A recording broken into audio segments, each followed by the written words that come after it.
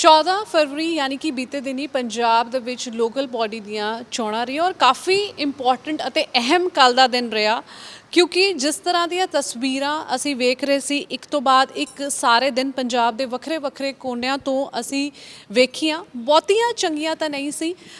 ਸ਼ੁਰੂਆਤ ਅਸੀਂ ਇੱਥੋਂ ਕਰਾਂਗੇ ਕਿ ਕਿੰਨੀ % ਵੋਟਿੰਗ ਹੋਈ ਅਰਾਊਂਡ ਪੰਜਾਬ ਦੇ ਵਿੱਚ ਸਥਾਨਕ ਚੋਣਾਂ 71% ਜਿਹੜੀ ਵੋਟਿੰਗ ਹੋਈ। ਨਾਲ ਹੀ ਨਾਲ ਦੱਸਣਾ ਚਾਹੂੰਗੀ ਕਿ ਮਾਨਸਾ ਵਿੱਚ ਸਭ ਤੋਂ ਜ਼ਿਆਦਾ ਵੋਟ ਪਾਈ ਗਈ 83% ਜਿਹੜੀ ਵੋਟਿੰਗ ਰਹੀ। ਉਸ ਤੋਂ ਬਾਅਦ ਬਠਿੰਡਾ ਤੇ ਸੰਗਰੂਰ। ਸਭ ਤੋਂ ਘੱਟ ਵੋਟਿੰਗ ਜਿਹੜੀ ਹੈ ਮੋਹਾਲੀ ਜ਼ਿਲ੍ਹੇ ਦੇ ਵਿੱਚ 56% ਯਾਨੀ ਕਿ 56% ਵੋਟਿੰਗ ਜਿਹੜੀ ਹੈ ਮੋਹਾਲੀ ਦੇ ਵਿੱਚ ਹੋਈ। ਨਾਲ ਹੀ ਨਾਲ ਮੈਂ ਦੱਸਣਾ ਚਾਹੂੰਗੀ ਕਿ ਆਮ ਆਦਮੀ ਪਾਰਟੀ, ਸ਼੍ਰੋਮਣੀ ਅਕਾਲੀ ਦਲ, ਬੀਜੇਪੀ ਨੇ ਇਹਨਾਂ ਸਾਰੀਆਂ ਪਾਰਟੀ ਨੇ ਕਿਤੇ ਨਾ ਕਿਤੇ ਸੱਤਾਧਾਰੀ ਪਾਰਟੀ ਕਾਂਗਰਸ ਤੇ ਇਲਜ਼ਾਮ ਲਗਾਏ ਨੇ कि लगभग काफ़ी थावां ते कांग्रेस वालों धक्केशाही भी की गई और बूथ कैप्चरिंग के भी इल्ज़ाम इन्होंने वालों लगाए गए। लेकिन कुल मिला के कह सकते हैं कि आपस दे विच चाहे आम आदमी पार्टी है, चाहे श्रोमणी अकाली दल है, चाहे कांग्रेस या बीजेपी के वर्कर्स काफ़ी ज़्यादा हिंसा दियाँ तस्वीरां असी वेखियां ने। नाल ही नाल इस ते गलबात करने लई साडे नाल मौजूद ने आम आदमी पार्टी तो अमन अरोड़ा। सब तो पहले स्वागत करते हैं ना तो जगबाणी पंजाब केसरी वैब टीवी ते स्वागत है तुहाडा। मेहरबानी, थैंक यू मनप्रीत जी। और सवाल भी मेरा सब तो पहला यही है कि कल ਦੀਆਂ ਜਿਹੜੀਆਂ ਤਸਵੀਰਾਂ ਸੀ ਬਹੁਤੀਆਂ ਚੰਗੀਆਂ ਅਸੀਂ ਤਾਂ ਵੀ ਨਹੀਂ ਕਹਿੰਦੇ ਨੇ ਕਿਉਂਕਿ ਸ਼ੁਰੂਆਤ ਅਸੀਂ ਕਰਾਂਗੇ ਰੂਪਨਗਰ। ਉੱਥੇ ਵੀ ਦੇਖਿਆ ਕਿਸ ਤਰ੍ਹਾਂ ਹੈ ਨਾ ਤਲਵਾਰਾਂ ਚੱਲੀਆਂ, 9 ਜਣੇ ਜ਼ਖਮੀ ਹੁੰਦੇ ਨੇ। ਉਸ ਤੋਂ ਬਾਅਦ ਸੁਲਤਾਨਪੁਰ ਲੋਧੀ ਉੱਥੇ ਵੀ ਗੋਲੀਆਂ ਚੱਲਦੀਆਂ ਨੇ। ਕੁੱਲ ਮਿਲਾ ਕੇ ਜਿਸ ਤਰ੍ਹਾਂ ਵਾਇਲੈਂਸ ਦੇਖਣ ਨੂੰ ਮਿਲੀ, ਝੜਪਾਂ ਆਪਸ ਦੇ ਵਿੱਚ ਵਰਕਰਸ ਦੇ ਵਿੱਚ ਦੇਖਣ ਨੂੰ ਮਿਲੀ। ਜੇ ਗੱਲ ਮੈਂ ਕਿਸੇ ਵੀ ਮੁਲਕ ਦੇ ਲੋਕਤੰਤਰ ਦੀ ਕਰਾਂ, ਲੋਕਤੰਤਰ ਦੀ ਚੋਣ ਪ੍ਰਕਿਰਿਆ ਦੇ ਵਿੱਚ ਜੇ ਅਜਿਹਾ ਹੁੰਦਾ ਹੈ ਤਾਂ ਕਿਤੇ ਨਾ ਕਿਤੇ ਇਹ ਚਿੰਤਾ ਦਾ ਵਿਸ਼ੇ ਹੈ। ਫਿਰ ਔਰ ਇਲੈਕਸ਼ਨ ਸਮੂਥ ਹੋਣਾ ਇਹ ਸਾਡੇ ਸਾਰਿਆਂ ਦਾ ਹੀ ਜ਼ਿੰਮਾ ਹੈ। ਲੇਕਿਨ ਜਿਹੜੀ ਇਹ ਚਿੰਤਾ ਵਾਲੀਆਂ ਤਸਵੀਰਾਂ ਤੁਸੀਂ ਵੀ ਵੇਖੀਆਂ, ਕੱਲ੍ਹ ਅਸੀਂ ਵੀ ਵੇਖਿਆ, ਇਹਨੂੰ ਤੁਸੀਂ ਕਿਵੇਂ ਵੇਖਦੇ ਹੋ? देखो मनप्रीत जी, मैं ये मन के चलदा कि लोकतंत्र दे विच जदों चोणां लड़ियां जाणियां ने ते किसी ने जितना ते किसी ने हारना है। ये तो परसों पता लगेगा कि कौन जितदा है कौन हारदा है। पर मैं समझदा कि जिस तरीके की वायलेंस की जिवें तुसीं गल कीती है, धक्केशाहियां होईयां ने, वायलेंस हुई है, गोलियां तलवारां चलियां ने। इस तो पहलां जिस तरीके दे नाल सत्ताधारी दे लीडरां दे इशारिਆਂ ਦੇ ਉੱਪਰ नॉमीनेशन पेपर्स ने ਜਿਹੜੇ ਉਹ रिजेक्ट होए ने नॉन कांग्रेस कैंडीडेट्स ਦੇ, ਇਹਦੇ ਨਾਲ ਜਿਹੜੀ ਲੋਕਤੰਤਰ ਹੈ ਤੇ ਲੋਕਤੰਤਰ ਦੀ ਸਪਿਰਿਟ ਹੈ ਉਹ ਜ਼ਰੂਰ ਹਾਰ ਚੁੱਕੀ ਹੈ। ਸੋ ਇਸ ਕਰਕੇ ਔਰ ਇਹਦੀ ਸਿੱਧੇ ਤੌਰ ਦੇ ਉੱਪਰ ਜ਼ਿੰਮੇਵਾਰੀ ਹੈ ਜਿਹੜੀ ਉਹ, ਕਿਉਂਕਿ ਇਹ ਇਲੈਕਸ਼ਨ ਕਰਾਉਣੀ ਸਟੇਟ ਇਲੈਕਸ਼ਨ ਕਮਿਸ਼ਨ ਦੀ ਜ਼ਿੰਮੇਵਾਰੀ ਹੁੰਦੀ ਹੈ। ਸਟੇਟ ਇਲੈਕਸ਼ਨ ਕਮਿਸ਼ਨ ਗਾਹੇ ਬਗਾਹੇ ਕੋਈ ਮੰਨੇ ਜਾਂ ਨਾ ਮੰਨੇ, ਸਿੱਧਾ ਸਟੇਟ ਗਵਰਨਮੈਂਟ ਦੇ ਇਸ਼ਾਰਿਆਂ ਦੇ ਉੱਪਰ ਕੰਮ ਕਰਦਾ ਹੁੰਦਾ। ਸੋ ਇਸ ਕਰਕੇ ਇਹ ਜ਼ਿੰਮੇਵਾਰੀ ਹੈ ਜਿਹੜੀ, ਚਾਹੇ ਜਿੰਨੀ ਵਾਇਲੈਂਸ ਦੇ ਨਾਲ ਲੋਕਾਂ ਦਾ ਨੁਕਸਾਨ ਹੋਇਆ, ਲੋਕਾਂ ਦੇ ਵੋਟ ਪਾਉਣ ਦੇ ਅਧਿਕਾਰ ਦਾ ਘਾਣ ਹੋਇਆ, ਜਾਂ ਲੋਕਤੰਤਰ ਦਾ ਕਤਲੇਆਮ ਹੋਇਆ, ਇਹਦੇ ਲਈ ਸਿੱਧੇ ਤੌਰ ਦੇ ਉੱਪਰ ਕੈਪਟਨ ਅਮਰਿੰਦਰ ਸਿੰਘ ਜੀ ਉਹਨਾਂ ਦੀ ਪੰਜਾਬ ਸਰਕਾਰ ਹੈ ਜਿਹੜੀ ਉਹ ਜ਼ਿੰਮੇਵਾਰ ਹੈ। ਬਹੁਤ ਅਨਫੋਰਚੂਨੇਟ ਹੈ ਇਹ, ਜੇ ਇੱਕ ਬੇਸਿਕ ਅਧਿਕਾਰ ਜਿਹੜਾ ਲੋਕਤੰਤਰ ਸਾਨੂੰ ਦਿੱਤੇ, ਜੇ ਉਹੀ ਫ੍ਰੀ ਐਂਡ ਫੇਅਰ ਬਿਨਾਂ ਡਰ ਤੋਂ ਬਿਨਾਂ ਭੈ ਦੇ ਬੰਦਾ ਐਗਜ਼ੀਕਿਊਟ ਨਹੀਂ ਕਰ ਸਕਦਾ ਹੈਗਾ ਤੇ ਫਿਰ ਅਜਿਹੇ ਲੋਕਤੰਤਰ ਦਾ ਫਾਇਦਾ ਕੋਈ ਨਹੀਂ ਹੈ। ਸਟੇਟ ਇਲੈਕਸ਼ਨ ਕਮਿਸ਼ਨ ਦਾ ਤੁਸੀਂ ਜ਼ਿਕਰ ਕੀਤਾ ਔਰ ਤੁਹਾਡੇ ਐਲਓਪੀ ਹਰਪਾਲ ਸਿੰਘ ਚੀਮਾ ਵੀ ਉਹਨਾਂ ਨੂੰ ਮਿਲਣ ਗਏ ਥੇ। ਆਈ ਥਿੰਕ ਤੁਸੀਂ ਕੰਪਲੇਂਟਸ ਵਗੈਰਾ ਵੀ ਉਹਨਾਂ ਨੂੰ ਦਿੱਤੀਆਂ, ਬਟ ਕਿਤੇ ਨਾ ਕਿਤੇ ਇਲੈਕਸ਼ਨ ਕਮਿਸ਼ਨ ਕਹਿ ਰਿਹਾ ਕਿ ਸਾਡੇ ਕੋਲ ਕੋਈ ਕੰਪਲੇਂਟ ਆਣਗੇ ਤਾਂ ਅਸੀਂ ਕਾਰਵਾਈ ਕਰਾਂਗੇ। ਇਸ ਨੂੰ ਕਿਵੇਂ ਵੇਖਦੇ? ਨਹੀਂ ਦੇਖੋ, ਇਸ ਤਰ੍ਹਾਂ ਕਿ ਕੰਪਲੇਂਟ ਹੁਣ ਪਾਰਟੀ ਵੱਲੋਂ ਜਾਂ ਐਲਓਪੀ ਸਾਹਿਬ ਵੱਲੋਂ ਕਿੰਨੀਆਂ ਗਈਆਂ ਨੇ ਉਹਦਾ ਮੈਨੂੰ ਪਤਾ ਨਹੀਂ। ਮੈਂ ਆਪਣੇ ਸ਼ਹਿਰ ਸੁਨਾਮ ਦੀ ਇੱਕ ਵਾਰਡ ਨੰਬਰ 14 ਦੀ ਕੰਪਲੇਂਟ ਉਹਨਾਂ ਕੋਲ ਲੈ ਕੇ ਗਿਆ ਸੀਗਾ, ਜਿਸ ਦੇ ਵਿੱਚ ਮੈਨੂੰ ਜਵਾਬ ਇਹ ਮਿਲਿਆ ਕਿ ਕਿਉਂਕਿ ਇਲੈਕਸ਼ਨ ਪ੍ਰੋਸੈਸ ਹੈ ਜਿਹੜਾ ਉਹ ਸ਼ੁਰੂ ਹੋ ਚੁੱਕਿਆ ਤੇ ਕੁਝ ਸੁਪਰੀਮ ਕੋਰਟ ਦੀਆਂ ਗਾਈਡਲਾਈਨਸ ਜਾਂ ਆਰਡਰਸ ਨੇ ਕੁਝ ਉਹ ਇਹ ਕਹਿੰਦੇ ਨੇ ਕਿ ਜਦੋਂ ਇੱਕ ਵਾਰ ਇਲੈਕਸ਼ਨ ਪ੍ਰੋਸੈਸ ਸ਼ੁਰੂ ਹੋ ਜੇ ਤੇ ਫਿਰ ਇਲੈਕਸ਼ਨ ਕਮਿਸ਼ਨ ਜਾਂ ਹਾਈ ਕੋਰਟ ਹੈ ਉਹ 'ਚ ਇੰਟਰਵੀਨ ਨਹੀਂ ਕਰ ਸਕਦੀ ਹੈਗੀ। ਮੈਂ ਮਨਪ੍ਰੀਤ ਜੀ ਇਹੀ ਪੁੱਛਣਾ ਚਾਹੁੰਦਾ ਤੁਹਾਨੂੰ ਕਿ district administration, police administration, civil administration ਔਰ ਸਟੇਟ ਇਲੈਕਸ਼ਨ ਕਮਿਸ਼ਨ ਜਦੋਂ at the behest of state government ਕੰਮ ਕਰੇਗਾ ਤੇ ਫਿਰ ਦੈਟ ਮੀਨਸ ਇੱਕ ਵਾਰ ਤਾਂ ਅਗਲੇ ਦਾ ਕਿਸੇ ਕੈਂਡੀਡੇਟ ਦਾ ਜਾਂ ਵੋਟਰ ਦਾ ਹੱਕ ਮਾਰਿਆ ਗਿਆ, ਉਹ ਤੋਂ ਬਾਅਦ ਦੇ ਵਿੱਚ ਤੁਸੀਂ ਇਲੈਕਸ਼ਨ ਪਟੀਸ਼ਨਾਂ ਦੇ ਵਿੱਚ ਜਾਈ ਜਾਓ। ਵਾਟ ਸੈਂਸ ਡਸ ਦੈਟ ਮੇਕ? ਆਪਾਂ ਕਿੰਨੀ ਵਾਰੀ ਦੇਖਿਆ ਹੈ ਕਿ ਜਿਹੜੇ ਲੀਗਲ ਪ੍ਰੋਸੈਸਿਸ ਨੇ ਕੋਰਟ ਦੇ ਵਿੱਚ ਇੰਨੇ ਸਲੋ ਹੁੰਦੇ ਨੇ ਕਿ 5-5 ਸਾਲਾਂ ਦੀਆਂ ਟਰਮਸ ਨੇ ਜਿਹੜੀਆਂ ਉਹ ਪੂਰੀਆਂ ਹੋ ਜਾਂਦੀਆਂ ਨੇ ਪਰ ਫੈਸਲਾ ਨਹੀਂ ਆਉਂਦਾ ਹੈਗਾ। ਸੋ ਇੱਕ ਵਾਰ ਤੁਸੀਂ ਜਦੋਂ ਖਤਮ ਕਰਤਾ ਸਿਸਟਮ, ਉਹ ਘਾਣ ਕਰ ਦਿੱਤਾ ਤੇ ਮੁੜ ਕੇ ਬਾਕੀ ਚੀਜ਼ਾਂ ਦਾ ਫਾਇਦਾ ਕੋਈ ਨਹੀਂ ਰਹਿੰਦਾ। ਸੋ ਇਸ ਕਰਕੇ what I mean to say is all said and done ਕਿ ਜੇ ਤਾਂ ਸਰਕਾਰਾਂ ਇਹ ਇਨਸ਼ੋਰ ਕਰਨ ਕਿ ਇਹ 100% ਫ੍ਰੀ ਐਂਡ ਫੇਅਰ, ਬਿਨਾਂ ਡਰ ਭੈ ਦੇ, ਬਿਨਾਂ ਕਿਸੇ ਸਰਕਾਰੀ ਇੰਟਰਫੇਰੈਂਸ ਦੇ ਹੋਣਗੀਆਂ, ਫਿਰ ਤਾਂ ਕਰਵਾਓ। ਜੇ ਇਹੀ ਕਰਨਾ ਤੇ ਫਿਰ ਸਿਰਫ ਔਰ ਸਿਰਫ ਖਾਨਾ ਪੂਰਤੀ ਕਰਨ ਦੇ ਲਈ ਇਹਨਾਂ ਚੋਣਾਂ ਦਾ ਫਾਇਦਾ ਮਤਲਬ ਕੋਈ ਨਹੀਂ ਰਹਿ ਜਾਂਦਾ। ਅੱਛਾ, ਇੱਕ ਲੋਕਾਂ ਦੇ ਮੂਡ ਤੇ ਵੀ ਗੱਲ ਕਰਾਂਗੇ ਕਿ ਜਿਸ ਤਰ੍ਹਾਂ ਕਿਸਾਨੀ ਅੰਦੋਲਨ ਦੇ ਚੱਲਦੇ ਆ ਇਸ ਵਾਰੀ ਜੋ ਮਾਹੌਲ ਬਣਿਆ ਹੋਇਆ ਸੀ, ਬਹੁਤਾ ਜ਼ਿਆਦਾ ਲੋਕਾਂ ਦਾ ਲੱਗ ਰਿਹਾ ਸੀ ਕਿ ਇੰਟਰਸਟ ਇਹਨਾਂ ਚੋਣਾਂ ਦੇ ਵਿੱਚ ਨਹੀਂ ਸੀ, ਪਰ ਮੈਨੂੰ ਲੱਗਦਾ ਹੈ ਐਪਰੀਸ਼ੀਏਟ ਕਰਨ ਵਾਲੀ ਗੱਲ ਹੈ ਕਿ ਲੋਕਾਂ ਨੇ ਫਿਰ ਵੀ 71% ਵੋਟਿੰਗ ਹੋਈ ਹੈ ਤਾਂ ਕਿਤੇ ਨਾ ਕਿਤੇ ਹੁਮਾਕੇ ਦੇ ਵਿੱਚ ਭਾਗ ਲਿੱਤਾ ਹੈ, ਹਿੱਸਾ ਲਿੱਤਾ ਹੈ, ਬੜਾ ਉਤਸ਼ਾਹ ਦਿਖਾਇਆ ਹੈ। ਇਸ ਨੂੰ ਕਿਵੇਂ ਵੇਖਦੇ ਹੋ ਕਿ ਤੁਸੀਂ ਇਹ ਮੰਨਦੇ ਹੋ ਕਿ ਕਿਸਾਨੀ ਅੰਦੋਲਨ ਦਾ ਕਿਤੇ ਨਾ ਕਿਤੇ ਲੱਗ ਵੀ ਰਿਹਾ ਸੀ ਕਿ ਜਿਹੜਾ ਇਹ ਇਫੈਕਟ ਹੈ ਇਹਨਾਂ ਚੋਣਾਂ ਤੇ ਪਊਗਾ, ਔਰ ਤੁਹਾਨੂੰ ਲੱਗਦਾ ਹੈ ਕਿ ਪਿਆ ਹੈ? ਨਹੀਂ ਦੇਖੋ ਇੰਪੈਕਟ ਹੈ। ਹਾਂ ਦੇਖੋ ਮਨਪ੍ਰੀਤ ਜੀ, ਮੈਂ ਮੰਨ ਕੇ ਚੱਲਦਾ ਕਿ ਡੈਫੀਨੇਟਲੀ ਅਸੀਂ ਤੇ ਸਾਰੇ ਮੇਰੇ ਖਿਆਲ ਜਿੰਨੇ ਸੂਝਵਾਨ ਵਰਗ ਸੀਗਾ ਉਹ ਇਹ ਚਾਹੁੰਦਾ ਸੀਗਾ ਕਿ ਪਹਿਲਾਂ ਜਿਹੜਾ ਪੰਜਾਬ ਅੱਜ ਕਿਸਾਨ ਪੂਰੇ ਪੰਜਾਬ ਦੀ ਲੜਾਈ ਅੱਗੇ ਹੋ ਕੇ ਦਿੱਲੀ ਦੇ ਵਿੱਚ ਲੜ ਰਹੇ ਨੇ, ਪਹਿਲਾਂ ਆਪਾਂ ਉਹ ਲੜ ਔਰ ਜਿੱਤ ਲਈਏ as a state, as a Punjabi. ਉਸ ਤੋਂ ਬਾਅਦ ਇਹ ਚੋਣਾਂ ਨੇ ਜਿਹੜੀਆਂ ਕਰਾ ਲਓ। ਪਰ ਚਲੋ ਕਾਂਗਰਸ ਪਾਰਟੀ ਨੇ ਇਹ ਮੌਕਾ ਬੜਾ ਵਧੀਆ ਭਾਲਿਆ ਕਿ ਆਮ ਆਦਮੀ ਪਾਰਟੀ ਜਿਹੜੀ ਕਿ ਪੂਰੀ ਕਿਸਾਨ ਅੰਦੋਲਨ ਦੇ ਵਿੱਚ ਜੁਟੀ ਹੋਈ ਸੀਗੀ, ਬੀਜੇਪੀ ਦੇ ਲੀਡਰਸ ਨੂੰ ਵੜ ਨਹੀਂ ਦੇਣਾ ਹੈਗਾ ਸ਼ਹਿਰਾਂ ਦੇ ਵਿੱਚ, ਇਹ ਅੰਦਾਜ਼ਾ ਸੀਗਾ, ਕਾਂਗਰਸ ਨੂੰ ਪਤਾ ਸੀਗਾ। ਅਕਾਲੀ ਦਲ ਵੈਸੇ ਹੀ ਡਿਸਕ੍ਰੈਡਿਟ ਹੋ ਚੁੱਕਿਆ, ਸ਼ਹਿਰਾਂ 'ਚ ਉਹਨਾਂ ਦੀ ਹਾਜ਼ਰੀ ਕੋਈ ਨਹੀਂ ਹੈਗੀ। ਸੋ ਇਸ ਕਰਕੇ ਉਹਨਾਂ ਨੇ ਬੜਾ ਕਨਵੀਨੀਅੰਟ ਜਿਹਾ ਮੌਕਾ ਭਾਲਿਆ ਕਿ ਇਲੈਕਸ਼ਨਾਂ ਦੀ ਜਿਹੜੀਆਂ ਉਹ ਕਰਵਾ ਲਓ। ਪਰ ਫਿਰ ਵੀ ਆਲ ਸੈਡ ਐਂਡ ਡਨ, ਹਾਂ ਇਹਦਾ ਇੰਪੈਕਟ ਪੈਣ ਦਾ, ਇਹਦਾ ਇੱਕ ਤਰੀਕੇ ਨਾਲ ਕਿੰਨਾ ਕੁ ਅਸਰ ਪਏਗਾ ਇਹ ਵੀ ਮਨ ਦੇ ਵਿੱਚ ਹਰੇਕ ਦੇ ਖਦਸ਼ਾ ਸੀਗਾ। ਪਰ ਕਿਉਂਕਿ ਆਪਣਾ ਜਿਹੜੇ ਪੰਜਾਬੀ ਨੇ ਉਹ ਬੜੇ ਪੋਲੀਟੀਕਲੀ ਅਵੇਅਰ ਔਰ ਮੈਂ ਸਮਝਦਾ ਇਨਵੋਲਵ ਨੇ ਇਲੈਕਸ਼ਨ ਪ੍ਰੋਸੈਸ ਦੇ ਵਿੱਚ, ਫਿਰ ਵੀ that is the only reason ਕਿ ਇਹ 71% ਪੋਲਿੰਗ ਹੈ ਜਿਹੜੀ ਉਹ ਹੋਈ ਹੈ। ਹਾਂ ਇੱਕ ਗੱਲ ਜ਼ਰੂਰ ਹੈ ਕਿ ਜੇ ਦੋ ਚੀਜ਼ਾਂ ਨੇ ਹੁਣ ਇਸ ਦੇ ਵਿੱਚ, ਜੇ ਇਹ ਇਹਨਾਂ ਤੋਂ ਬਾਅਦ ਇਸ ਕਿਸਾਨੀ ਅੰਦੋਲਨ ਤੋਂ ਬਾਅਦ ਹੁੰਦੀਆਂ ਤਾਂ ਮੈਂ ਸਮਝਦਾ ਕਿ 5-7% ਦਾ ਫਰਕ ਉਹਦੇ ਨਾਲ ਪੈ ਜਾਣਾ ਸੀਗਾ। ਔਰ ਦੂਜੀ ਗੱਲ, ਇਹ 71% ਤੋਂ ਵੀ ਪੋਲਿੰਗ ਹੈ ਜਿਹੜੀ ਉਹ ਵੱਧ ਜਾਂਦੀ ਜੇ ਅਨਅਪੋਜ਼ਡ ਕੈਂਡੀਡੇਟ ਜਿਹੜੇ ਕਿ ਹੰਡਰਡਸ ਦੇ ਵਿੱਚ ਨੇ, ਜੇ ਉਹ ਨਾ ਜਿਤਾਏ ਜਾਂਦੇ। ਜੇ ਤੁਸੀਂ ਜਾ ਕੇ ਅੱਜ ਇਲੈਕਸ਼ਨ ਤੁਸੀਂ ਆ ਇੰਟਰਵਿਊ ਕਰਨ ਤੋਂ ਬਾਅਦ ਮੇਰੀ ਤੁਹਾਨੂੰ ਰਿਕੁਐਸਟ ਹੈ ਕਿ ਤੁਸੀਂ ਸਟੇਟ ਇਲੈਕਸ਼ਨ ਕਮਿਸ਼ਨ ਕੋਲ ਜਾਇਓ, ਉੱਥੇ ਜਾ ਕੇ Jag Bani as a channel ਇਹ ਪਤਾ ਕਰੇ ਕਿ ਅਨਅਪੋਜ਼ਡ ਕੈਂਡੀਡੇਟ ਨੇ ਜਿਹੜੇ, ਜਿਨ੍ਹਾਂ ਦੇ ਕਾਗਜ਼ ਬਿਨਾਂ ਕਿਸੇ ਹੋਰ ਕੈਂਡੀਡੇਟ ਦੇ ਐਕਸੈਪਟ ਕੀਤੇ ਐਮਸੀ ਬਣਾ ਦਿੱਤੇ ਗਏ, ਉਹ ਪੰਜਾਬ ਦੇ ਵਿੱਚ ਕਿੰਨੇ ਨੇ। ਦੈਟ ਮੀਨਸ, ਔਰ ਉਹ ਮੈਂ ਦਾਅਵੇ ਨਾਲ ਕਹਿਣਾ ਉਹ ਜੇ 100% ਨਾ ਸੀ ਤਾਂ 99% ਨੇ ਜਿਹੜੇ ਉਹ ਸਾਰੇ ਕਾਂਗਰਸ ਵਾਲਿਆਂ ਦੇ ਹੋਣਗੇ ਜਿਹੜੇ ਅਨਅਪੋਜ਼ਡ ਬਣ ਚੁੱਕੇ। ਔਰ ਉਹ ਬਣਨ ਦੇ ਨਾਲ ਜਿਹੜੇ ਉਹਨਾਂ ਵਾਰਡਾਂ ਦੇ ਵਿੱਚ ਵੋਟਿੰਗ ਨਹੀਂ ਹੋਈ ਹੈਗੀ, 1-1.5% 2% ਪੋਲਿੰਗ ਹੈ ਜਿਹੜੀ ਉਹਦੇ ਕਰਕੇ ਵੀ ਡਾਊਨ ਆਈ ਹੈ। ਸੋ ਇਸ ਕਰਕੇ ਕਈ ਮਲਟੀਪਲ ਰੀਜ਼ਨਸ ਨੇ। ਜੇ ਇਹ ਸਾਫ਼ ਨੀਅਤ ਔਰ ਨੀਤੀ ਦੇ ਨਾਲ ਇਹ ਚੋਣ ਕਰਾਈ ਜਾਂਦੀ ਤਾਂ ਲੋਕਾਂ ਦੀ ਇਨਵੋਲਵਮੈਂਟ ਵੀ ਵੱਧ ਹੋਣੀ ਸੀ ਔਰ ਉਹਨਾਂ ਦੇ ਜਿਹੜੇ ਮੂਡ ਦੀ ਰਿਪਰੈਜ਼ੈਂਟੇਸ਼ਨ ਹੈ ਉਹ ਵੀ ਇਹਨਾਂ ਸ਼ਹਿਰਾਂ ਦੇ ਵਿੱਚ, ਇਹਨਾਂ ਚੋਣਾਂ ਦੇ ਵਿੱਚ ਵਧੀਆ ਔਰ ਸੋਹਣੇ ਤਰੀਕੇ ਨਾਲ ਸਾਹਮਣੇ ਨਜ਼ਰ ਆਉਂਦੀ।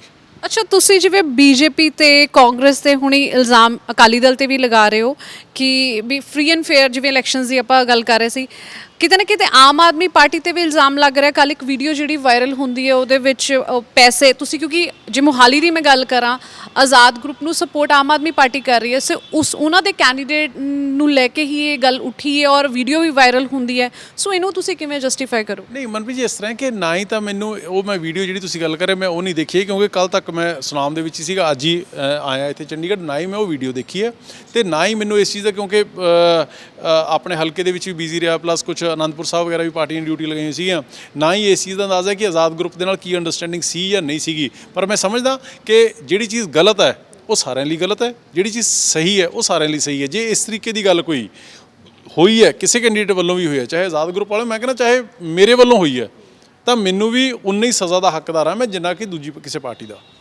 ਅੱਛਾ, ਦੋ ਜ਼ਿਲ੍ਹਿਆਂ ਦਾ ਜ਼ਿਕਰ ਜ਼ਰੂਰ ਕਰਾਂਗੇ, M for Mansa, M for Mohali. ਉਹਦਾ ਕਾਰਨ ਇਹ ਹੈ ਕਿ ਮਾਨਸਾ ਦੇ ਵਿੱਚ ਅਰਾਊਂਡ 83% ਵੋਟਿੰਗ ਹੁੰਦੀ ਹੈ, ਸਭ ਤੋਂ ਜ਼ਿਆਦਾ ਵੋਟਿੰਗ ਜਿਹੜੀ ਹੈ ਮਾਨਸਾ 'ਚ ਹੁੰਦੀ ਹੈ। ਮੋਹਾਲੀ 'ਚ 56% ਹੁੰਦੀ ਹੈ, ਸਭ ਤੋਂ ਘੱਟ। ਹਾਲਾਂਕਿ ਬੜੀ ਹੈਰਾਨੀ ਦੀ ਗੱਲ ਹੈ ਕਿਉਂਕਿ ਮੋਹਾਲੀ ਦਾ ਬੜਾ ਹੀ ਸੂਝਵਾਨ, ਐਜੂਕੇਟਡ, ਇਨਫੋਰਮੇਟਿਵ ਵੋਟਰ ਮੰਨਿਆ ਜਾਂਦਾ ਹੈ। ਆਪਣੇ ਹੱਕ ਨੂੰ ਵੋਟ ਪਾਉਣ ਦੇ ਲਈ ਕਿਉਂ ਮੋਹਾਲੀ ਦੇ ਵੋਟਰ ਨੇ ਇਸ ਵਾਰ ਇੰਨਾ ਜ਼ਿਆਦਾ ਪਾਰਟਿਸਿਪੇਟ ਨਹੀਂ ਕੀਤਾ? ਇੱਕ ਗੱਲ ਤਾਂ ਮੈਂ ਇਹ ਸਮਝਣਾ ਚਾਹੁੰਦੀ ਹਾਂ, ਮੋਹਾਲੀ ਦੇ ਨਾਲ ਨਾਲ ਜ਼ੀਰਕਪੁਰ ਵੀ ਕਿੰਨਾ ਡਿਵੈਲਪ ਕਰ ਚੁੱਕਿਆ। ਜੇ ਜ਼ੀਰਕਪੁਰ ਦੀ ਗੱਲ ਕੀਤੀ ਜਾਏ ਤਾਂ 55.53% ਜਿਹੜੀ ਹੈ ਵੋਟਿੰਗ ਹੋਈ ਹੈ। ਬਾਕੀ ਥਾਂ ਡੇਰਾਬੱਸੀ 65%, ਖਰੜ 58%, ਕੁਰਾਲੀ 69.24%, ਲਾਲੜੂ 75.91 ਐਂਡ ਬਨੂੜ 77.91। ਸੋ ਇਹ ਸਾਰੇ ਜਿਹੜੇ ਫਿਗਰਸ ਦੇ ਆંકੜੇ ਮੈਂ ਜਿਹੜੇ ਤੁਹਾਡੇ ਨਾਲ ਸ਼ੇਅਰ ਕਰ ਰਹੀ ਹਾਂ, ਇਹ ਮੈਂ ਵੀ ਸਮਝਣਾ ਚਾਹੁੰਦੀ ਕਰਨੀ ਔਰ ਤੁਸੀਂ ਇਸ ਨੂੰ ਕਿਵੇਂ ਵੇਖਦੇ ਹੋ ਕਿ ਮੋਹਾਲੀ ਤੇ ਜ਼ੀਰਕਪੁਰ ਕਾਫੀ ਡਿਵੈਲਪ ਮੰਨਿਆ ਜਾਂਦਾ ਔਰ ਬੜੇ ਵੈਲ ਐਜੂਕੇਟਡ ਲੋਕ ਇੱਥੇ ਰਹਿ ਰਹੇ ਨੇ। ਮੋਹਾਲੀ 'ਚ ਤਾਂ ਬਿਊਰੋਕ੍ਰੇਸੀ ਵੀ ਹੈ, ਐਡਮਿਨਿਸਟ੍ਰੇਸ਼ਨ ਵੀ ਹੈ, ਲੋਕ ਇੱਥੇ ਹਰ ਦੂਜਾ ਬੰਦਾ ਪੰਜਾਬ ਦਾ ਜਿਹੜਾ ਇੱਥੇ ਘਰ ਬਸਾਉਣ ਨੂੰ ਇਸ ਟਾਈਮ ਇੰਟਰਸਟਿਡ ਵੀ ਹੈ, ਬਸਾ ਵੀ ਰਿਹਾ ਹੈ ਮੋਹਾਲੀ ਜ਼ੀਰਕਪੁਰ, ਤੇ ਇੱਥੇ ਇੰਨੀ ਘੱਟ ਵੋਟਿੰਗ ਤੁਸੀਂ ਕੀ ਸਮਝਦੇ ਹੋ? ਦੇਖੋ ਵੈਸੇ ਮਨਪ੍ਰੀਤ ਜੀ ਆਪਾਂ ਇਹ ਕਹਿੰਦੇ ਹੁੰਦੇ ਆ ਕਿ ਡੈਮੋਕ੍ਰੇਸੀ 'ਚ ਵੋਟ ਪਾਉਣਾ ਸਭ ਤੋਂ ਵੱਡੀ ਸਿਆਣਪ ਹੈ, ਸਭ ਤੋਂ ਵੱਡਾ ਹੱਕ ਔਰ ਅਧਿਕਾਰ ਹੈ ਔਰ ਸਭ ਤੋਂ ਵੱਡੀ ਡਿਊਟੀ ਹੈ। ਸੋ ਇਸ ਕਰਕੇ ਜਿਹੜੇ ਪੜ੍ਹੇ ਲਿਖੇ ਲੋਕ ਹੁੰਦੇ ਨੇ ਉਹ ਆਪਣਾ ਇਹ ਹੱਕ ਹੈ ਜਿਹੜਾ ਉਹ ਵੱਧ ਐਕਸਰਸਾਈਜ਼ ਕਰਨਗੇ, ਆਪਾਂ ਇਹ ਐਕਸਪੈਕਟ ਕਰਦੇ ਹੁੰਦੇ ਤੇ ਨੋਰਮਲੀ ਹੁੰਦਾ ਵੀ ਹੈ। ਹੁਣ ਜੇ ਇਸ ਤਰੀਕੇ ਦੇ ਕੰਟਰਾਡਿਕਟਰੀ ਤੁਸੀਂ ਮੈਨੂੰ ਫਿਗਰਸ ਦੱਸ ਰਹੇ ਹੋ ਕਿ ਮਾਨਸਾ ਜਿਹੜਾ ਕਿ ਰਿਲੇਟਿਵਲੀ ਬੈਕਵਰਡ ਏਰੀਆ ਹੈ, ਜੇ ਉੱਥੇ ਤਕਰੀਬਨ 80-82% ਤੁਸੀਂ ਦੱਸ ਰਹੇ ਹੋ, ਔਰ ਮੋਹਾਲੀ ਜਿਹੜਾ ਕਿ relatively I think one of the most educated ਔਰ ਡਿਵੈਲਪਡ ਡਿਸਟ੍ਰਿਕਟ ਹੈ, ਜੇ ਉੱਥੇ 56% ਰਹਿ ਜਾਂਦੀ ਹੈ ਤਾਂ ਇਹਦਾ ਮਤਲਬ ਇਹ ਹੋਇਆ ਵੀ ਜਿੰਨੇ ਪੜ੍ਹੇ ਲਿਖੇ ਔਰ ਸਿਆਣੇ ਲੋਕ ਨੇ ਉਹ ਇਹ ਮੰਨ ਕੇ ਚੱਲਣ ਲੱਗ ਗਏ ਕਿ ਇਹ ਜਿਹੜੀਆਂ ਇਲੈਕਸ਼ਨਸ ਨੇ ਲੋਕਲ ਬੋਡੀਜ਼ ਹੈ, ਚਾਹੇ ਸਥਾਨਕ ਸਰਕਾਰ ਬਣਾਉਣ ਲਈ ਹੈ, ਲੋਕਲ ਗਵਰਨਮੈਂਟ ਬਣਾਉਣ ਲਈ ਹੈ, ਪਰ ਇਹ ਬੇਸਿਕਲੀ ਸਿਰਫ ਔਰ ਸਿਰਫ ਡਮੀ ਐਕਸਰਸਾਈਜ਼ ਹੈ। ਇਹੀ ਸਮਝਣ ਲੱਗ ਗਿਆ ਆਪਾਂ ਪਰ ਇਹ ਤਾਂ ਇਹ ਵਾਲੀਆਂ ਇਲੈਕਸ਼ਨਸ ਦਾ ਮੁੱਢ ਮੰਨਿਆ ਜਾਂਦੀਆਂ ਨੇ, kind of semi final match before finals Punjab Vidhan Sabha. ਤੁਸੀਂ ਦੋ ਚੀਜ਼ਾਂ ਨੂੰ ਕਨਫਿਊਜ਼ ਨਾ ਕਰੋ। ਇੱਕ ਚੀਜ਼ ਹੈ ਕਿ ਇਹਨਾਂ ਇਲੈਕਸ਼ਨਸ ਦੀ ਇੰਪੋਰਟੈਂਸ ਕੀ ਹੈ। ਇਲੈਕਸ਼ਨ ਦੀ ਇੰਪੋਰਟੈਂਸ ਉਹ ਇਸ ਤੋਂ ਪਤਾ ਲੱਗ ਜਾਂਦੀ ਜੇ ਮੋਹਾਲੀ ਦੇ ਲੋਕ ਘੱਟ ਵੋਟ ਪਾਉਂਦੇ, ਇਹਦਾ ਮਤਲਬ ਇਹ ਸਮਝੀਏ ਇੱਕ ਮਿੰਟ ਇਹ ਸਮਝੀਏ ਕਿ ਲੋਕਾਂ ਦਾ ਫੇਥ ਅੱਜ ਪੋਲੀਟੀਕਲ ਪਾਰਟੀਆਂ ਤੋਂ ਉੱਠ ਰਿਹਾ ਹੈ, ਸਮਝੀਏ ਇਹ ਮੈਂ ਅੰਡਰਸਟੈਂਡ ਕਰਨਾ ਚਾਹੁੰਦਾ। ਤੁਸੀਂ ਸਾਰੀਆਂ ਪੋਲੀਟੀਕਲ ਪਾਰਟੀਆਂ ਨੂੰ ਇੱਕੋ ਰੱਸੇ ਨਹੀਂ ਬਣ ਸਕਦੇ ਹੈਗੇ। ਨੰਬਰ 1, ਹਾਂ ਜਿਹੜੀਆਂ ਇਹ ਇਲੈਕਸ਼ਨ ਨੇ ਇਹ ਇਲੈਕਸ਼ਨ ਕਿਵੇਂ ਹੁੰਦੀਆਂ ਨੇ, ਕਿਵੇਂ ਕੰਡਕਟ ਹੁੰਦੀਆਂ ਨੇ, ਕਿਵੇਂ ਇਹ ਸਰਕਾਰ ਇਹਨਾਂ ਨੂੰ ਲੜਦੀ ਘੱਟ ਹੈ ਤੇ ਲੁੱਟਦੀ ਜ਼ਿਆਦਾ ਹੈ, ਉਹ ਪ੍ਰੋਸੈਸ ਦੇ ਵਿੱਚ ਲੋਕਾਂ ਦੀ ਜਿਹੜਾ ਇੰਟਰਸਟ ਔਰ ਲੋਕਾਂ ਦਾ ਫੇਥ ਹੈ ਉਹ ਘੱਟ ਜ਼ਰੂਰ ਹੋ ਗਿਆ, ਜਿਹਦੀ ਵਜ੍ਹਾ ਕਰਕੇ ਪੜ੍ਹੇ ਲਿਖੇ ਜਿਹੜੇ ਮੋਹਾਲੀ ਦੇ ਲੋਕ ਨੇ ਉਹਨਾਂ ਨੇ ਵੋਟਾਂ ਘੱਟ ਪਾਈਆਂ ਕਿ ਐਵੇਂ ਜਾਵਾਂਗੇ ਉੱਥੇ ਨੰਬਰ 1 ਕੋਈ ਵਾਇਲੈਂਸ ਹੋਊਗੀ, ਕੋਈ ਧੱਕੇਸ਼ਾਹੀ ਹੋਊਗੀ, ਬੇਇੱਜ਼ਤੀ ਕਰਾਵਾਂਗੇ, ਫਾਇਦਾ ਕੋਈ ਨਹੀਂ ਹੈ। ਨੰਬਰ 1 ਨੰਬਰ 2 ਜੇ ਬਣਾ ਵੀ ਲਿਆ, ਜਿਤਾ ਵੀ ਲਿਆ ਕਿਸੇ ਨੂੰ, ਤੇ ਹੁਣ ਤੱਕ ਕਿਸੇ ਐਮਸੀ ਨੇ ਜਾਂ ਕਮੇਟੀ ਨੇ ਕਿਸੇ ਦਾ ਕੀ ਸਾਰਿਆ ਜਾਂ ਕੀ ਬਣਾਇਆ ਹੈ।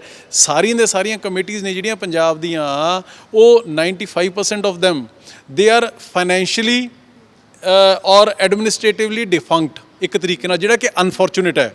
ਇਹ ਬਣਾਇਆ ਸੀਗਾ ਕਿ ਲੋਕਲ ਆਪਦੇ ਮੁੱਦੇ, ਆਪਦੇ ਮਸਲੇ ਆਪਦੇ ਲੈਵਲ ਤੇ ਹੱਲ ਕਰਨ, ਚੱਲਿਆ ਇਹ ਸਿਸਟਮ ਉਸ ਕਰਕੇ ਸੀਗਾ। ਪਰ ਨਾ ਤਾਂ ਇਹਨਾਂ ਕੋਲ ਹੁਣ ਕਮੇਟੀ ਕੋਲ ਕੋਈ ਪਾਵਰ ਰਹੀ ਆ, ਸਿਰਫ ਔਰ ਸਿਰਫ ਲੁੱਟ ਘਸੁੱਟ ਦਾ, ਕਰਪਸ਼ਨ ਦਾ ਜ਼ਰੀਏ ਜਿਹੜਾ ਉਹ ਬਣ ਕੇ ਰਹੀ ਹੈ। ਨੰਬਰ 1 ਨੰਬਰ 2 ਤੁਸੀਂ ਸਵਾਲ ਕੀਤਾ ਕਿ ਜਿਹੜਾ ਇਲੈਕਸ਼ਨ ਪ੍ਰੋਸੈਸ, ਦੂਸਰਾ ਤੁਸੀਂ ਸੀ ਤੁਹਾਡਾ ਇਸ਼ੂ ਮੈਂ ਸੀ ਕਿ ਸ਼ਾਇਦ ਰੈਲੇਵੈਂਸ ਆਫ ਇਰਰੈਲੇਵੈਂਸ ਹੋ ਗਈਆਂ ਪਾਰਟੀਆਂ ਜਿਹੜੀਆਂ ਲੋਕਾਂ ਦਾ ਫੇਥ ਉੱਠ ਗਿਆ। ਜਿਵੇਂ ਤੁਹਾਨੂੰ ਕਿਹਾ ਵੀ ਇਰਰੈਲੇਵੈਂਟ ਪਾਰਟੀਆਂ ਨਹੀਂ ਹੋਈਆਂ ਹੈਗੀਆਂ, ਇਹ ਤਾਂ ਖੈਰ ਲੋਕਾਂ ਨੇ ਡਿਸਾਈਡ ਕਰਨਾ ਹੁੰਦਾ, ਪਰ ਇਹ ਸਿਸਟਮ ਹੈ ਜਿਹੜਾ ਉਹ ਇਰਰੈਲੇਵੈਂਟ ਹੈ, ਜਿਹੜਾ ਜ਼ਰੂਰ ਹੋ ਗਿਆ, ਜਿਹੜਾ ਕਿ ਅਨਫੋਰਚੂਨੇਟ ਹੈ। ਇਹ ਨਹੀਂ ਹੋਣਾ ਚਾਹੀਦਾ। ਲੋਕਾਂ ਦਾ ਜਿਹੜਾ ਇੰਟਰਸਟ ਹੈ ਜਾਂ ਫੇਥ, ਇੰਟਰਸਟ ਵੀ ਘਟ ਗਿਆ ਤੇ ਫੇਥ ਵੀ ਕਿਤੇ ਨਾ ਕਿਤੇ ਨਹੀਂ ਰਿਹਾ ਪਾਰਟੀਆਂ ਤੇ, ਮੰਨ ਲਈਏ ਗੱਲ ਨਹੀਂ। ਦੇਖੋ ਮਨਪ੍ਰੀਤ ਜੀ, ਮੈਂ ਜੇ ਹੁਣ ਪੰਜਾਬ ਦੇ ਵਿੱਚ 70-72% ਪੋਲਿੰਗ ਹੁੰਦੀ ਹੈ, ਇਹ ਮੈਂ ਕਿਵੇਂ ਕਹਿਦਾ ਕਿ ਲੋਕਾਂ ਦਾ ਫੇਥ ਨਹੀਂ ਰਿਹਾ ਹੈਗਾ। ਲੋਕਾਂ ਦਾ ਫੇਥ ਤਾਂ ਹੈਗਾ, ਪਰ ਹਾਂ ਇਹ ਚੀਜ਼ ਇੱਕ ਸਟੱਡੀ ਕਰਨ ਵਾਲੀ ਜ਼ਰੂਰ ਹੈ ਕਿ ਪੜ੍ਹੇ ਲਿਖੇ ਲੋਕਾਂ ਦਾ ਮੋਹਾਲੀ ਵਰਗੇ ਸ਼ਹਿਰ ਦੇ ਵਿੱਚ ਕੀ ਇੰਟਰਸਟ, ਕਿਉਂਕਿ ਇਹਦਾ ਮਤਲਬ ਤਾਂ ਇਹੀ ਹੋਇਆ ਨਾ ਕਿ ਉਹਨਾਂ ਨੂੰ ਇਹਨਾਂ ਚੀਜ਼ਾਂ ਦੇ ਉੱਪਰ ਉਹਨਾਂ ਨੂੰ ਪਤਾ ਹੈ ਕਿ ਯਾਰ ਇਹ ਤਾਂ ਕਿ ਆਪਾਂ ਇਹ ਨਹੀਂ ਕਹਿ ਸਕਦੇ ਕਿ ਮੋਹਾਲੀ ਦੇ ਵਿੱਚ ਵਾਇਲੈਂਸ ਨਹੀਂ ਹੋਈ ਹੈ। ਵਾਇਲੈਂਸ ਤਾਂ ਹਰ ਜਗ੍ਹਾ ਹੋਈ ਹੈ, ਠੀਕ ਹੈ, ਹਰ ਜਗ੍ਹਾ ਹੋਈ ਹੈ। ਮੋਹਾਲੀ 'ਚ ਵੀ ਜਿੰਨਾ ਹੋ ਸਕਿਆ ਉਨਾ ਹਰ ਕਿਸੇ ਨੇ ਧੱਕਾ ਕੀਤਾ ਹੈ। I am not naming any party, but ਹਿੰਸਾ ਹੋਈ ਹੈ, ਇਹ ਨਹੀਂ ਕਿਹਾ ਜਾ ਸਕਦਾ ਨਹੀਂ ਹੈ। ਹਾਂ, ਲੇਕਿਨ ਜਿਹੜੇ ਬਾਕੀ ਜ਼ਿਲ੍ਹਿਆਂ ਦੇ ਵਿੱਚ, ਕਸਬਿਆਂ ਦੇ ਵਿੱਚ ਜ਼ਿਆਦਾ ਹੋਈ ਹੈ, ਉੱਥੇ ਤਲਵਾਰਾਂ ਚੱਲੀਆਂ, ਗੋਲੀਆਂ ਚੱਲੀਆਂ ਔਰ ਪੱਗਾਂ ਤੱਕ ਉਤਰੀਆਂ, ਵਿਚ ਇਜ਼ ਨਾਟ ਗੁੱਡ। ਕਿਉਂਕਿ ਜਿਵੇਂ ਮੈਂ ਪਹਿਲਾਂ ਸ਼ੁਰੂਆਤ 'ਚ ਗੱਲ ਕਹੀ ਸੀ ਕਿ ਲੋਕਤੰਤਰ ਦੇ ਵਿੱਚ ਜਦ ਚੋਣ ਪ੍ਰਕਿਰਿਆ ਹੁੰਦੀ ਹੈ ਉਹਦੇ ਵਿੱਚ ਬੜੇ ਹੀ ਸ਼ਾਂਤਮਈ ਤਰੀਕੇ ਦੇ ਨਾਲ ਇਹ ਸਾਰਾ ਪ੍ਰੋਸੈਸ ਹੋਣਾ ਚਾਹੀਦਾ ਹੈ, ਕਿਉਂਕਿ ਜੇ ਨਹੀਂ ਤਾਂ ਇੱਕ ਚਿੰਤਾ ਦਾ ਵਿਸ਼ਾ ਹੈ। ਸੋ ਇਸ ਤੋਂ ਇਲਾਵਾ ਜਿਸ ਤਰ੍ਹਾਂ ਮੈਂ ਤੁਹਾਡੇ ਨਾਲ ਜ਼ਿਕਰ ਕਰ ਰਹੀ ਸੀ, ਮੈਂ ਆਪਣੇ ਦਰਸ਼ਕਾਂ ਨੂੰ ਵੀ ਦੱਸਣਾ ਚਾਹੂੰਗੀ ਕਿ ਬਠਿੰਡਾ, ਗੁਰਦਾਸਪੁਰ, ਬਟਾਲਾ, ਰੂਪਨਗਰ, ਸੁਲਤਾਨਪੁਰ ਲੋਧੀ ਅਜਿਹੇ ਨੇ ਜਿਹੜੇ ਮੁੱਖ ਕੇਂਦਰ ਰਹੇ ਜਿੱਥੇ ਸਭ ਤੋਂ ਵੱਧ ਝੜਪਾਂ ਹੋਈਆਂ, ਸਭ ਤੋਂ ਜ਼ਿਆਦਾ ਵਾਇਲੈਂਸ ਜਾਂ ਲੜਾਈ ਝਗੜੇ ਜ਼ਿਆਦਾ ਦੇਖਣ ਨੂੰ ਮਿਲੇ। ਇੱਥੇ ਤੱਕ ਤਾਂ ਮਤਲਬ ਮਰਨ ਮਰਾਉਣ ਵਾਲੀ ਸਥਿਤੀ ਵੀ ਦੇਖਣ ਨੂੰ ਮਿਲੀ ਪੰਜਾਬ ਦੇ ਵਿੱਚ। ਇਸ ਨੂੰ ਤੁਸੀਂ ਕਿਵੇਂ ਵੇਖਦੇ ਹੋ? ਦੇਖੋ, ਗੱਲ ਘੁੰਮ ਫਿਰ ਕੇ ਫੇਰ ਉੱਥੇ ਆ ਜਾਂਦੀ ਹੈ ਕਿ ਜਦੋਂ ਸਰਕਾਰ ਫ੍ਰੀ ਐਂਡ ਫੇਅਰ ਇਲੈਕਸ਼ਨ ਕਰਾਉਣ ਦੀ ਬਜਾਏ ਸਰਕਾਰ ਇਹ ਕਹੇ ਕਿ ਫ੍ਰੀ ਐਂਡ ਫੇਅਰ ਇਲੈਕਸ਼ਨ, ਸਾਰੇ ਇਲੈਕਸ਼ਨ ਪ੍ਰੋਸੈਸਿਸ, ਉਹਦੇ ਐਥਿਕਸ ਔਰ ਰੂਲਸ ਨੇ ਜਿਹੜੇ ਉਹ ਜਾਣ ਢੱਠੇ ਖੂਹ ਦੇ ਵਿੱਚ, ਅਸੀਂ ਤਾਂ ਇਹਨੂੰ 2022 ਦੀਆਂ ਇਲੈਕਸ਼ਨਸ ਦਾ ਸੈਮੀ ਫਾਈਨਲ ਮੰਨਦੇ ਹੋਏ ਅਸੀਂ ਤਾਂ ਇਹਨਾਂ ਨੂੰ ਲੁੱਟਣਾ ਹੀ ਲੁੱਟਣਾ ਹੈ। ਤੇ ਫਿਰ ਤਾਂ ਉਹੀ ਕੁਝ ਹੋਊਗਾ ਜੋ ਕੱਲ ਹੋਇਆ। ਔਰ ਇਹ ਕੱਲ ਕੋਈ ਪਹਿਲੀ ਵਾਰੀ ਨਹੀਂ ਹੋਇਆ ਹੈਗਾ। ਇਸ ਤੋਂ ਪਹਿਲਾਂ ਜਿਹੜੀ ਪਿਛਲੀ ਸਰਕਾਰ ਸੀ 10 ਸਾਲ ਉਹ ਵੀ ਇਹੀ ਕੁਝ ਕਰਦੀ ਰਹੀ ਹੈ। ਤੇ ਹੁਣ ਕੈਪਟਨ ਅਮਰਿੰਦਰ ਸਿੰਘ ਜਿਹੜੇ ਉਦੋਂ ਇਹਨਾਂ ਇਲੈਕਸ਼ਨ ਪ੍ਰੋਸੈਸਿਸ ਔਰ ਪ੍ਰੋਸੀਜਰਸ ਦੇ ਉੱਪਰ ਦੁਹਾਈ ਪਾਉਂਦੇ ਹੁੰਦੇ ਸੀਗੇ ਤੇ ਅੱਜ ਉਹਨਾਂ ਨੇ 2 ਕਦਮ ਵੱਧ ਕੇ ਉਹੀ ਕੰਮ ਉਹਨਾਂ ਦੇ ਪਾਰਟੀ ਨੇ ਤੇ ਉਹਨਾਂ ਦੇ ਐਡਮਿਨਿਸਟ੍ਰੇਟਿਵ ਪ੍ਰੋਸੈਸ ਨੇ ਕੀਤਾ। ਸੋ ਇਹ ਅਨਫੋਰਚੂਨੇਟ ਹੈ ਜੀ। ਇਹਦੇ ਨਾਲ ultimately by the end of the day ਨੁਕਸਾਨ ਹੈ ਜਿਹੜਾ ਉਹ ਡੈਮੋਕ੍ਰੇਸੀ ਦਾ ਹੋਣਾ ਹੈ, ਲੋਕਾਂ ਦਾ ਹੋਣਾ ਹੈ, ਸਮਾਜ ਦਾ ਹੋਣਾ ਹੈ। ਹੌਲੀ ਹੌਲੀ ਲੋਕਾਂ ਦਾ ਇਸ ਸਿਸਟਮ ਤੋਂ ਹੀ ਵਿਸ਼ਵਾਸ ਉੱਡ ਜਾਣਾ ਹੈ ਤੇ ਜੇ ਡੈਮੋਕ੍ਰੇਸੀ ਦੇ ਵਿੱਚ ਉਹਦੇ ਪ੍ਰੋਸੈਸ ਤੋਂ ਉਹਦੇ ਸਿਸਟਮ ਤੋਂ ਲੋਕਾਂ ਦਾ ਵਿਸ਼ਵਾਸ ਉੱਡ ਜੇ ਫਿਰ ਤਾਂ ਉਹ ਡਿਫੰਕਟ ਹੋ ਜਾਏਗਾ ਸਿਸਟਮ। ਨਾ ਤੁਸੀਂ ਡਿਕਟੇਟਰਸ਼ਿਪ ਵਾਲੇ ਪਾਸੇ ਹੋ, ਕਿਉਂਕਿ ਇਸੇ ਤਰ੍ਹਾਂ ਦਾ ਰੁਝਾਨ ਸੀ ਪਿੱਛੇ ਮੁੰਬਈ 'ਚ ਹੋਈਆਂ ਸੀ ਇਲੈਕਸ਼ਨ। ਉਹ ਵੀ ਇੱਕ ਫਾਈਨੈਂਸ਼ੀਅਲ ਕੈਪੀਟਲ ਮੰਨਿਆ ਜਾਂਦਾ ਆਫਟਰ ਆਲ ਮੁੰਬਈ ਸ਼ਹਿਰ। ਉੱਥੇ ਵੀ ਇਸ ਤਰ੍ਹਾਂ ਦਾ ਟ੍ਰੈਂਡ ਦੇਖਿਆ ਕਿ ਸਭ ਤੋਂ ਘੱਟ ਵੋਟਿੰਗ ਜਿਹੜੀ ਹੈ ਪਿਛਲੀਆਂ ਜਿਹੜੀਆਂ ਚੋਣਾਂ ਸੀ, ਮੈਂ ਉਦੋਂ ਦਾ ਜ਼ਿਕਰ ਕਰ ਰਹੀ ਹਾਂ, ਨਾਟ ਨਾਓ, ਬਿਫੋਰ ਕੋਵਿਡ, ਕਰੋਨਾ ਤੋਂ ਪਹਿਲਾਂ ਦੀ ਗੱਲਾਂ ਕਰ ਰਹੀ ਹਾਂ। ਅੱਛਾ, ਦੂਸਰਾ ਇੱਕ ਹੋਰ ਮੇਰਾ ਸਵਾਲ ਇਹ ਹੈ ਕਿ ਮੈਂ ਇੱਕ ਰੀਸੈਂਟ ਸਟੇਟਮੈਂਟ ਆਈ ਹੈ ਕੈਪਟਨ ਅਮਰਿੰਦਰ ਸਿੰਘ ਦੀ, ਮੁੱਖ ਮੰਤਰੀ ਪੰਜਾਬ, ਉਹਨਾਂ ਦਾ ਕਹਿਣਾ ਰਿਹਾ ਕਿ ਕੇਂਦਰ ਅਤੇ ਹਰਿਆਣਾ ਵਿੱਚ ਭਾਜਪਾ ਦੀ ਅਗਵਾਈ ਕਰਨ ਵਾਲੀਆਂ ਸਰਕਾਰਾਂ ਨੇ ਸੱਤਾ ਤੇ ਬਣੇ ਰਹਿਣ ਦਾ ਨੈਤਿਕ ਹੱਕ ਗਵਾ ਲਿਆ ਹੈ, ਸਪੈਸ਼ਲੀ ਕਿਸਾਨੀ ਅੰਦੋਲਨ ਨੂੰ ਦੇਖਦੇ ਹੋ। ਇਸ ਨੂੰ ਤੁਸੀਂ ਕਿਵੇਂ ਵੇਖਦੇ ਹੋ? ਨਹੀਂ ਚਲੋ ਉਹਨਾਂ ਦੀ ਗੱਲ ਨਾਲ ਮੈਂ ਸਹਿਮਤ ਹਾਂ ਕਿ ਸੈਂਟਰ ਗਵਰਨਮੈਂਟ ਔਰ ਹਰਿਆਣਾ ਗਵਰਨਮੈਂਟ ਦੋਨਾਂ ਨੇ ਜਿਹੜਾ ਨੈਤਿਕ ਅਧਿਕਾਰ ਹੈ ਉਹ ਗਵਾ ਲਿਆ ਡਿਊ ਟੂ ਜੋ ਕਿਸਾਨ ਅੰਦੋਲਨ ਚੱਲ ਰਿਹਾ। ਪਰ ਕੈਪਟਨ ਅਮਰਿੰਦਰ ਸਿੰਘ ਜੀ ਆਪਦੀ ਪੀੜ੍ਹੀ ਥੱਲੇ ਵੀ ਸੋਟਾ ਫੇਰ ਕੇ ਦੇਖਣ ਕਿ ਜੋ ਵਾਅਦੇ ਉਹਨਾਂ ਨੇ 2017 'ਚ ਲੋਕਾਂ ਦੇ ਨਾਲ, ਪੰਜਾਬ ਦੇ ਲੋਕਾਂ ਨਾਲ ਕੀਤੇ ਸੀਗੇ, ਉਹਨਾਂ ਨੇ ਸਾਰੇ ਪੂਰੇ ਕਰ ਦਿੱਤੇ। ਜੇ ਤਾਂ ਪੂਰੇ ਕਰ ਦਿੱਤੇ ਫਿਰ ਤਾਂ ਉਹਨਾਂ ਨੂੰ ਨੈਤਿਕ ਅਧਿਕਾਰ ਹੈ ਕਿ ਉਹ ਬਣੇ ਰਹਿਣ। ਜੇ ਉਹਨਾਂ ਨੂੰ ਨੇ ਨਹੀਂ ਪੂਰੇ ਕੀਤੇ ਹੈਗੇ ਤੇ ਫਿਰ ਨੈਤਿਕ ਅਧਿਕਾਰ ਤਾਂ ਉਹਨਾਂ ਦਾ ਵੀ ਸੀਜ਼ ਹੋ ਜਾਂਦਾ ਨਾ, ਉਹ ਵੀ ਖਤਮ ਹੋ ਜਾਂਦਾ ਹੈ। ਕਿਉਂਕਿ ਉਹਨਾਂ ਨੇ ਨਾਲ ਹੀ ਨਾਲ ਮੈਂਸ਼ਨ ਇਹ ਵੀ ਕੀਤਾ ਕਿ 102 ਕਿਸਾਨਾਂ ਦੇ ਪਰਿਵਾਰਾਂ ਨੂੰ ਮੁਆਵਜ਼ਾ ਜਿਹੜੀ ਹੈ ਸਾਡੀ ਸਰਕਾਰ ਦੇ ਚੁੱਕੀ ਹੈ। ਤੋਮਰ ਨੇ ਜਾਂ ਤਾਂ ਉਹਨਾਂ ਨੇ ਸਪੈਸ਼ਲੀ ਜਿਹੜੇ ਮੰਤਰੀ ਨੇ ਸਾਡੇ ਖੇਤੀਬਾੜੀ ਸੈਂਟਰ ਦੇ ਮਿਨਿਸਟਰ, ਉਹਨਾਂ ਤੇ ਇਲਜ਼ਾਮ, ਉਹਨਾਂ ਤੇ ਨਿਸ਼ਾਨਾ ਸਾਧਿਆ ਕਿਹਾ ਕਿ ਜਾਂ ਤਾਂ ਸੰਸਦ 'ਚ ਝੂਠ ਬੋਲਦੇ ਨੇ ਤੇ ਜਾਂ ਉਹਨਾਂ ਨੂੰ ਕਿਸਾਨਾਂ ਦੀ ਕੋਈ ਪਰਵਾਹ ਨਹੀਂ ਹੈ। ਦੇਖੋ ਇਸ ਤਰ੍ਹਾਂ ਕਿ ਇਹ 102 ਜਿਨ੍ਹਾਂ ਨੂੰ ਦਿੱਤਾ ਕੈਪਟਨ ਅਮਰਿੰਦਰ, ਮੈਨੂੰ ਨਹੀਂ ਪਤਾ ਕਿ ਦਿੱਤਾ ਕਿ ਨਹੀਂ ਦਿੱਤਾ, ਕਿੰਨਿਆਂ ਨੂੰ ਦਿੱਤਾ ਇਹ ਤੁਸੀਂ ਦੱਸ ਰਹੇ ਹੋ, ਮੈਂ ਤੁਹਾਡੀ ਸਟੇਟਮੈਂਟ ਮੁਤਾਬਿਕ ਜਵਾਬ ਦੇ ਰਿਹਾ। ਉਹਨਾਂ ਨੇ ਜੋ ਕਲੇਮ ਕੀਤਾ 102 ਤਾਂ ਉਹਨਾਂ ਨੇ ਦੱਸ ਦਿੱਤੇ। ਪਿਛਲੇ 4 ਸਾਲਾਂ ਦੇ ਵਿੱਚ ਕਿੰਨੇ ਕਿਸਾਨ ਆਤਮ ਹੱਤਿਆ ਕਰ ਚੁੱਕੇ, ਇਹਦਾ ਵੀ ਕੋਈ ਰਿਕਾਰਡ ਹੋਏਗਾ ਉਹਨਾਂ ਕੋਲੇ। ਹਰ ਰੋਜ਼ ਐਵਰੇਜ ਹੈ ਜਿਹੜੀ ਉਹ ਤਕਰੀਬਨ 3 ਤੋਂ 4 ਐਵਰੇਜ ਕਿਸਾਨ ਨੇ ਜਿਹੜੇ ਉਹ ਪੰਜਾਬ 'ਚ ਆਤਮ ਹੱਤਿਆ ਕਰਦੇ ਨੇ ਔਰ ਉਸ ਸਮੇਂ ਕਰ ਰਹੇ ਨੇ ਉਹ ਜਦ ਉਹਨਾਂ ਨੇ ਇਹ ਸੋਚ ਕੇ ਇਹ ਵਿਸ਼ਵਾਸ ਦੇ ਨਾਲ ਵੋਟਾਂ ਪਾਈਆਂ ਸੀ ਕੈਪਟਨ ਸਾਹਿਬ ਨੂੰ ਕਿ ਸਾਡਾ ਸਾਰਾ ਕਰਜ਼ਾ ਮਾਫ ਹੋਊਗਾ। ਕਿੰਨਾ ਕੁ ਦਾ ਹੋ ਗਿਆ ਤੁਹਾਨੂੰ ਪਤਾ ਹੈ। ਦੂਸਰੀ ਗੱਲ, ਉਹਨਾਂ ਨੇ ਵਾਅਦਾ ਕੀਤਾ ਸੀਗਾ ਕਿ ਜਿਹੜਾ ਕਿਸਾਨ ਦੀ ਡੈਥ ਹੋ ਗਈ ਅਸੀਂ ਉਹਨੂੰ ਇੱਕ ਨੌਕਰੀ ਦੇਵਾਂਗੇ ਤੇ 20 ਲੱਖ ਰੁਪਏ ਮੁਆਵਜ਼ਾ ਦੇਵਾਂਗੇ। ਕਿੰਨਿਆਂ ਕੁ ਨੂੰ ਦਿੱਤਾ ਆਪਾਂ ਨੂੰ ਸਾਰਿਆਂ ਨੂੰ ਪਤਾ। ਸੋ ਇਸ ਕਰਕੇ ਐਕਚੁਅਲੀ ਜਿਹੜੀ ਪੋਲੀਟਿਕਸ ਹੈ ਨਾ ਮਨਪ੍ਰੀਤ ਜੀ, ਉਹ ਬੜੀ ਫਨੀ ਵੀ ਹੋਈ ਪਈ ਔਰ ਬੜੀ ਸੈਡ ਵੀ ਹੋਈ ਪਈ ਹੈ। ਫਨੀ ਇਸ ਕਰਕੇ ਹੈ ਕਿ ਆਪਦੇ ਅੰਦਰ ਤਾਂ ਝਾਕ ਮਾਰਦੀ ਨਹੀਂ ਹੈਗੀ ਲੀਡਰਸ ਔਰ ਪਾਰਟੀਆਂ ਔਰ ਸਰਕਾਰਾਂ, ਦੂਜੇ ਦੇ ਉੱਪਰ ਕਿੰਤੂ ਪਰੰਤੂ ਉਹ ਕਰਨ ਨੂੰ ਵਾਧੂ ਹੋ ਜਾਂਦੇ ਨੇ। ਸੋ ਇਸ ਕਰਕੇ ਇਹ this is a very unfortunate state ਕਿ ਤੁਸੀਂ ਆਪਣਾ ਜਿੰਨਾ ਕੰਮ ਹੈ ਆਪਦੀ ਜ਼ਿੰਮੇਵਾਰੀ ਉਹ ਨਿਭਾਓ, ਉਹ ਕਰਨੀ ਨਹੀਂ ਹੈਗੀ, ਦੂਜੇ ਤੇ ਕਿੰਤੂ ਪਰੰਤੂ ਕਰੀ ਜਾਂਦੇ। ਉਹ ਠੀਕ ਹੈ ਜੋ ਕਰ ਰਹੇ ਨੇ ਉਹ ਮਾੜਾ ਕਰ ਰਹੇ ਨੇ ਕੇਂਦਰ ਵਾਲੇ, ਸਾਰੀ ਦੁਨੀਆ ਉਹਨਾਂ ਨੂੰ ਲਾਪਾ ਕਰ ਰਹੀ ਹੈ, ਥੂ ਕਰ ਰਹੀ ਹੈ ਜੋ ਬੀਜੇਪੀ ਦੀ ਕੇਂਦਰ ਸਰਕਾਰ ਉੱਪਰ। ਪਰ ਐਟਲੀਸਟ ਜਿੰਨਾ ਅਸੀਂ ਆਪ as a state government as chief minister ਕਰ ਸਕਦੇ ਹਾਂ, ਘੱਟੋ ਘੱਟ ਉਹੀ ਅੰਦਰ ਝਾਕ ਕੇ ਦੇਖ ਲਈ ਗੇਰੇਬੰਦੀ ਕਿ ਉਹ ਸਾਰੇ ਪੂਰੇ ਕਰਤੇ। ਜੇ ਕਰਤੇ ਤਾਂ ਠੀਕ ਹੈ, ਨਹੀਂ ਕੀਤੇ ਤਾਂ ਫਿਰ ਜਵਾਬ ਦਿਓ। ਮਾਈ ਲਾਸਟ ਕੁਐਸਚਨ, 17 ਨੂੰ ਨਤੀਜੇ ਆਉਣ ਵਾਲੇ ਨੇ, ਰਿਜ਼ਲਟ ਆਉਣ ਵਾਲੇ ਨੇ। ਜੇ ਆਪਣੀ ਹੀ ਪਾਰਟੀ ਨੂੰ ਤੁਸੀਂ ਨੰਬਰ ਦੇਣਾ ਚਾਹੋਗੇ ਜਾਂ ਨੰਬਰ ਕਿੰਨੇ ਦੋਗੇ ਤੇ ਪਰਫਾਰਮੈਂਸ ਕਿੱਥੇ ਵੇਖਦੇ ਹੋ ਆਮ ਆਦਮੀ ਪਾਰਟੀ ਦੀ ਓਵਰਆਲ ਪੰਜਾਬ 'ਚ? ਦੇਖੋ ਮਨਪ੍ਰੀਤ ਜੀ, ਇੱਕ ਗੱਲ ਮੈਂ ਤੁਹਾਨੂੰ ਦੱਸਾਂ ਕਿ ਮੈਂ ਕੋਈ ਜੋਤਸ਼ੀ ਤਾਂ ਨਹੀਂ ਹਾਂ ਵੀ ਕੱਲ੍ਹ ਨੂੰ ਪਰਸੋਂ ਨੂੰ ਸਾਡੇ ਕਿੰਨੇ ਕੁ ਬੰਦੇ ਜਿੱਤਣਗੇ ਕਿੰਨੇ ਕੁ ਨਹੀਂ ਜਿੱਤਣਗੇ। ਪਰ ਮੈਂ ਇੱਕ ਗੱਲ ਮੰਨ ਕੇ ਚੱਲਦਾ ਕਿ ਜਿਸ ਤਰੀਕੇ ਦਾ ਮਾਹੌਲ ਸਾਨੂੰ ਸ਼ਹਿਰਾਂ ਦੇ ਵਿੱਚ ਆਮ ਆਦਮੀ ਪਾਰਟੀ ਦੇ ਹੱਕ ਦੇ ਵਿੱਚ ਅਰਵਿੰਦ ਕੇਜਰੀਵਾਲ ਜੀ ਦੇ ਗਵਰਨੈਂਸ ਦੇ ਮਾਡਲ ਨੂੰ ਲੈ ਕੇ ਔਰ ਇਹਨਾਂ ਦੋਨਾਂ ਪਾਰਟੀਆਂ, ਤਿੰਨੇ ਹੀ ਪਾਰਟੀਆਂ ਬੀਜੇਪੀ, ਅਕਾਲੀ ਦਲ, ਕਾਂਗਰਸ ਦੀ ਜਿਸ ਵੱਡੇ ਪੱਧਰ ਦੇ ਉੱਪਰ ਡਿਸਅਪੁਆਇੰਟਮੈਂਟ ਦਿਖੀ ਹੈ ਔਰ ਸਾਨੂੰ ਜਿਹੜਾ ਆਪਦੇ ਹੱਕ ਦੇ ਵਿੱਚ ਸਾਨੂੰ ਲੋਕਾਂ ਦਾ ਉਤਸ਼ਾਹ ਭਰਿਆ ਰਿਸਪੌਂਸ ਮਿਲਿਆ, ਅਜਿਹਾ ਤਾਂ ਸ਼ਾਇਦ ਸਾਨੂੰ ਵੀ ਐਕਸਪੈਕਟਡ ਨਹੀਂ ਸੀਗਾ। ਨੰਬਰ 1। ਨੰਬਰ 2, ਜਿੱਤਾਂ ਹਾਰਾਂ ਨੰਬਰਿੰਗ ਕੀ ਹੋਏਗੀ ਉਹ ਪਰਸੋਂ ਨੂੰ ਪਤਾ ਲੱਗ ਜਾਏਗਾ। ਪਰ ਜਿਸ ਤਰੀਕੇ ਦੀ ਵਾਇਲੈਂਸ, ਜਿਸ ਤਰੀਕੇ ਦੀ ਧੱਕੇਸ਼ਾਹੀ, ਜਿਸ ਤਰੀਕੇ ਦੀ ਗੁੰਡਾਗਰਦੀ, ਜਿਸ ਤਰੀਕੇ ਦੇ ਨਾਲ ਮਾਸ ਨੋਮੀਨੇਸ਼ਨ ਰਿਜੈਕਸ਼ਨਸ ਕੀਤੀਆਂ ਨੇ ਜਿਹੜੀਆਂ ਕਾਂਗਰਸ ਪਾਰਟੀ ਦੇ ਫੇਵਰ ਦੇ ਵਿੱਚ, ਉਹਦੇ ਨਾਲ ਮੋਰਲੀ ਤਾਂ ਕਾਂਗਰਸ ਪਾਰਟੀ ਔਰ ਕੈਪਟਨ ਅਮਰਿੰਦਰ ਸਿੰਘ ਜੀ ਹਾਰ ਚੁੱਕੇ ਨੇ। ਹੁਣ ਪਰਸੋਂ ਨੂੰ ਕਿੰਨੀਆਂ ਕੁ ਦੇ ਉੱਪਰ ਆਪਦੇ ਆਪ ਨੂੰ ਡਿਕਲੇਅਰ ਕਰਦੇ ਨੇ ਉਹ ਅਲੱਗ ਗੱਲ ਹੈ, ਉਹ ਸਮਾਂ ਦੱਸੇਗਾ। ਪਰ ਹਾਂ, ਇਹਨੂੰ ਮੈਂ ਜ਼ਾਤੀ ਤੌਰ ਦੇ ਉੱਪਰ ਮੈਂ ਇਹਨੂੰ ਕੋਈ 2022 ਦਾ ਸੈਮੀਫਾਈਨਲ ਨਹੀਂ ਮੰਨ ਕੇ ਚੱਲਦਾ, ਕਿਉਂਕਿ ਉਸ ਸਮੇਂ ਜਿਹੜੇ ਇਲੈਕਸ਼ਨ ਹੋਣੀ ਹੈ ਇਹ ਹੋਣੀ ਹੈ ਲੋਕਲ ਇਸ਼ੂਜ਼ ਦੇ ਉੱਪਰ। ਇਹ ਜਿਹੜੀਆਂ ਹੋਈਆਂ ਨੇ ਇਹ 'ਚ ਬਿਜਲੀ, ਪਾਣੀ, ਇਹਦੇ ਵਿੱਚ ਸੀਵਰੇਜ, ਇਹਦੇ 'ਚ ਸਟਰੀਟ ਲਾਈਟਸ, ਇਹਦੇ 'ਚ ਲੋਕਾਂ ਦੀਆਂ ਪੈਨਸ਼ਨਾਂ, ਇਹ ਚੀਜ਼ਾਂ ਦੇ ਇਸ਼ੂ, ਮੁੱਢਲੀਆਂ ਸਹੂਲਤਾਂ ਨੇ ਜਿਹੜੀ 22 'ਚ ਇਲੈਕਸ਼ਨ ਹੋਣੀ ਹੈ ਉਹ ਹੋਣੀ ਹੈ ਕੈਪਟਨ ਅਮਰਿੰਦਰ ਸਿੰਘ ਜੀ ਦੇ ਕੀਤੇ ਹੋਏ ਕੰਮਾਂ ਦੇ ਰੈਫਰੈਂਡਮ ਦੇ ਉੱਪਰ। So these to R totally different. ਮੈਂ ਤੁਹਾਡੀ ਗੱਲ ਮੰਨ ਗਈ ਤੇ ਠੀਕ ਹੈ, ਬੁਨਿਆਦੀ ਸੁਵਿਧਾਵਾਂ ਦੇ ਆਧਾਰ ਤੇ ਇਲੈਕਸ਼ਨਸ ਹੁੰਦੀਆਂ ਨੇ, ਪਰ ਇਹ ਮੁੱਢ ਹੁੰਦੀਆਂ ਨੇ, ਸੈਮੀਫਾਈਨਲ ਹੁੰਦੀਆਂ, ਜਿਹੜੀ ਤੁਸੀਂ ਕਹਿ ਰਹੇ ਹੋ ਕਿ ਅਸੀਂ ਉੱਦਾਂ ਨਹੀਂ ਦੇਖ ਰਹੇ। ਚਲੋ ਆਪਣਾ ਆਪਣਾ ਓਪੀਨੀਅਨ ਹੈ, ਆਪਣਾ ਆਪਣਾ ਪਰਸੈਪਸ਼ਨ ਹੈ, ਤੁਸੀਂ ਇਹਨੂੰ ਕਿਵੇਂ ਵੇਖਦੇ ਹੋ? ਕਿਉਂਕਿ ਕਿਤੇ ਨਾ ਕਿਤੇ ਸਭ ਦਾ ਹੀ ਮੰਨਣਾ ਹੁੰਦਾ ਕਿ ਇਹ ਕਿਉਂਕਿ ਸੈਮੀਫਾਈਨਲ ਹੀ ਚੋਣਾਂ ਮੰਨੀਆਂ ਜਾਂਦੀਆਂ, ਕਿਉਂਕਿ ਫਾਈਨਲ ਜਿਹੜਾ ਹੈ ਪੰਜਾਬ ਵਿਧਾਨ ਸਭਾ ਚੋਣਾਂ ਤੇ ਕੀ ਰਿਜ਼ਲਟ ਆਉਂਦਾ ਉਹ ਦੇਖਣਾ ਹੋਏਗਾ। ਨਾਲ ਹੀ ਨਾਲ ਇਹ ਵੇਖਣਾ ਕਾਫੀ ਦਿਲਚਸਪ ਰਹੇਗਾ ਕਿ 17 ਫਰਵਰੀ ਨੂੰ, ਕਿਉਂਕਿ ਰਿਜ਼ਲਟਸ ਆਉਣੇ ਨੇ, ਕਿ ਇਸ ਵਾਰ ਜਿਹੜੀ ਬਾਜ਼ੀ ਕਿਹੜੀ ਪਾਰਟੀ ਮਾਰਦੀ ਹੈ। ਕੈਮਰਾਮੈਨ ਸੂਰਜ ਦੇ ਨਾਲ ਮਨਪ੍ਰੀਤ ਕੌਰ, ਜਗਬਾਣੀ, ਚੰਡੀਗੜ੍ਹ।